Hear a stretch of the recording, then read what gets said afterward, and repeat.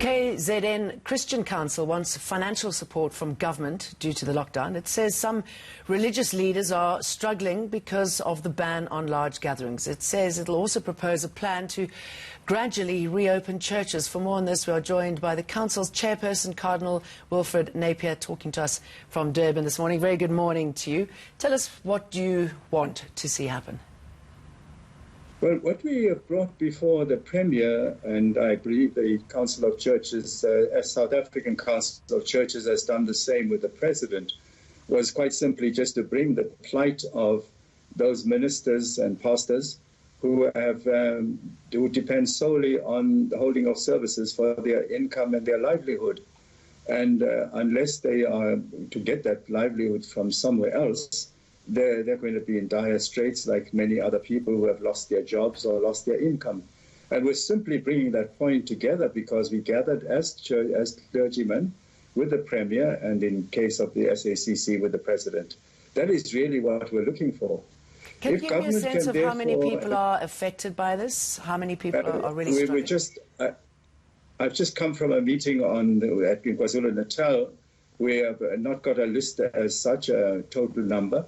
But if you consider that for 6 weeks or 50 days, people have had no income whatsoever, it's going to be quite a large number, I would imagine. All right. I left that meeting, come to this interview, and I was just about to ask the question about how many are we talking about. It's quite a substantial number. So we can get that. We can get that from you a little bit later. And what about getting people back into churches and places of worship? How far has that conversation evolved? Well, I think the meeting that we had on Thursday as KwaZulu-Natal Christian Council and other church leaders who are not necessarily members of the council with the Premier, our real concern was that when government is declaring a state moving down the stages from 5 to 4 to 3, there's no specific mention of the churches, and worse still, there hasn't been any dialogue with the churches to say, what is your state of readiness? We know that before they've opened up sectors of commerce, they've had dialogue with the people in commerce. And so we are saying, how can you start telling us we're only going to open when the whole thing is cleared and without discussing it with us? Yeah, I mean, it is quite something that you haven't been brought into the conversation. What do you propose to make sure that everybody is safe once you are able to open up? Well, let's start off from the beginning.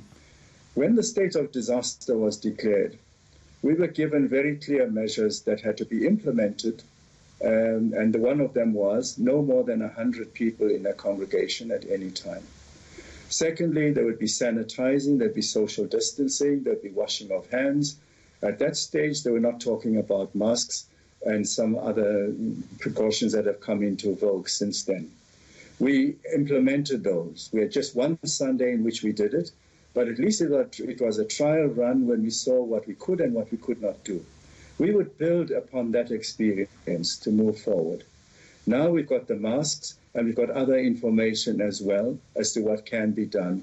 For instance, I think at that stage, we would not have thought about making our churches available as testing places so that when congregations are moving in, we could have a testing taking place right there and then. Okay.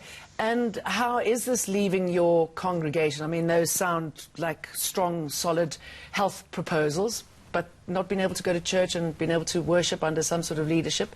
Where is it leaving many of your followers? We are coming under more and more pressure. How can you tell us that it is unsafe to go into a church, even with the social distancing, if people are going back to factories? We're going to be in the church for, we can say, a maximum of 1 hour, 1.5 hours. People in factories, in shops, are there for 8 hours. Now, come on, some logic has to be applied in this whole equation. That's our concern. How do we explain to people that they can go to work but they can't go to church? Well, thank you. I think that's where the dialogue needs to be. Cardinal Wilfred Napier, thank you. Yes.